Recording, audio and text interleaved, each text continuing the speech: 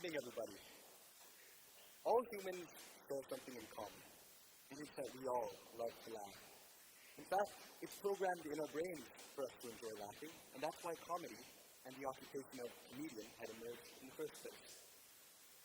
Now, as you all probably know, a comedian is a person who makes people laugh.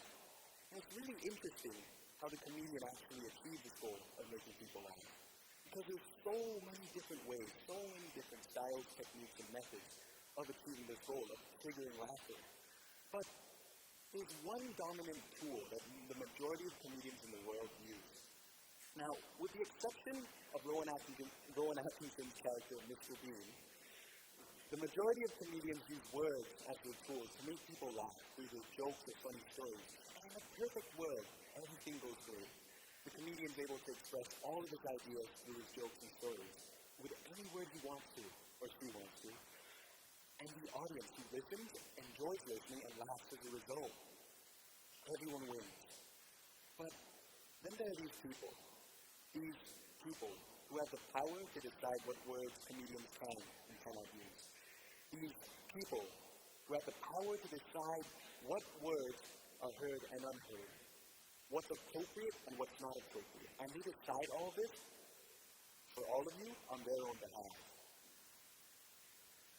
These people censor out certain words that they hear in the media, words that they don't like, and words that are deemed as bad in society. Even if these words are used humorously in a comedian's routine as a joke, they still take it seriously and take it off the air.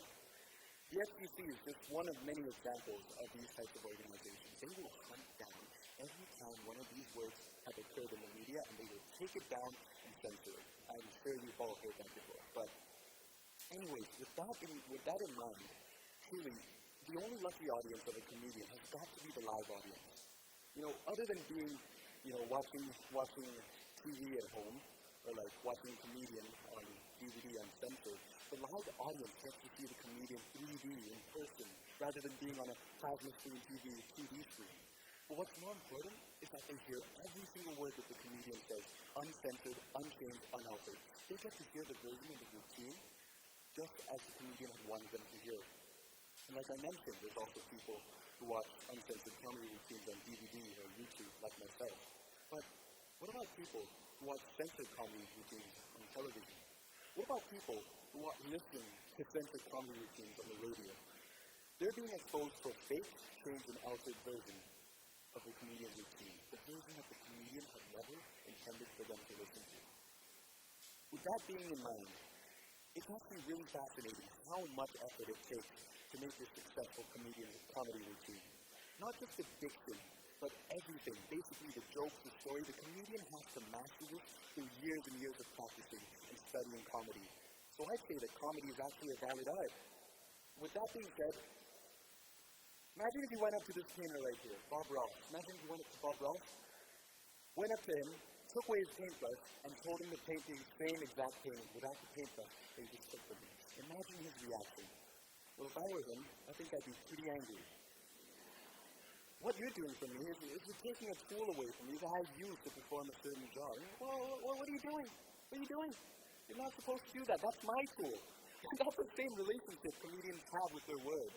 To take away the words of a comedian is like taking away one of the most important things in a comedian's life. To take away that ability is literally so insulting. It's insulting to every single one of these people who practice for hours and hours and have written the comedians and have written their routines for so long and have actually mastered the art of comedy over years and years of training. In fact, sometimes when comedy censors, you don't even know what the comedian's talking about anymore. Because some of the words that comedians use that are censored are actually key words that are being censored. Please, let me show you what I mean. Indecent, profane, obscene, blue, off-color, risque, suggestive, cursing, cussing, swearing, and all I could think of. That was George Carlin, one of my favorite comedians, on his list of the 7 most filthiest words you can think of. Hear the audience laugh?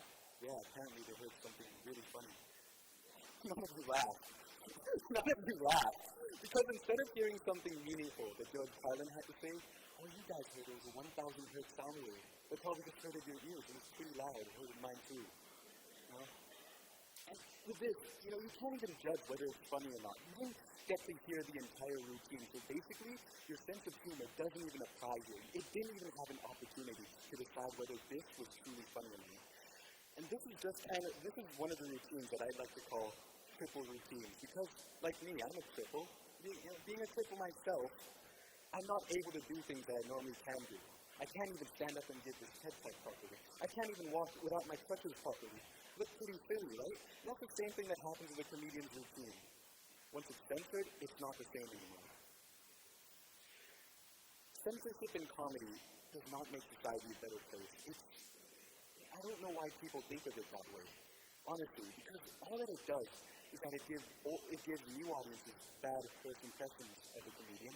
It makes old audiences annoyed, knowing that comedians that are so great and so talented and can really make people laugh are being censored and not able to show their full potential to an audience.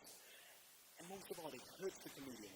It hurts the comedian who's invested hundreds and hundreds of hours practicing public speaking.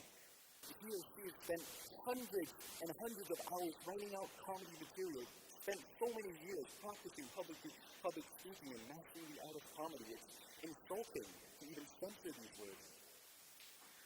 Because of that, I think that the censorship of comedy, I think that the belief that censorship of comedy, which makes society better, is totally contradictory. What? You're going to make the world a better place with less people laugh? No, don't think it works that way. Because when comedy is censored, it's just nobody wins. There is no winner. There are no winners at all, and there's only less of losers. The efforts of the comedians are being thrown away just indifferently, and the audience are being deprived of laughter. But most importantly, the art of comedy is being degraded. So, please, don't be that broadcasting executive who decides to censor certain words in a joke just because they're seen outside as something that's bad for you to say. You're using it humorously to make people laugh.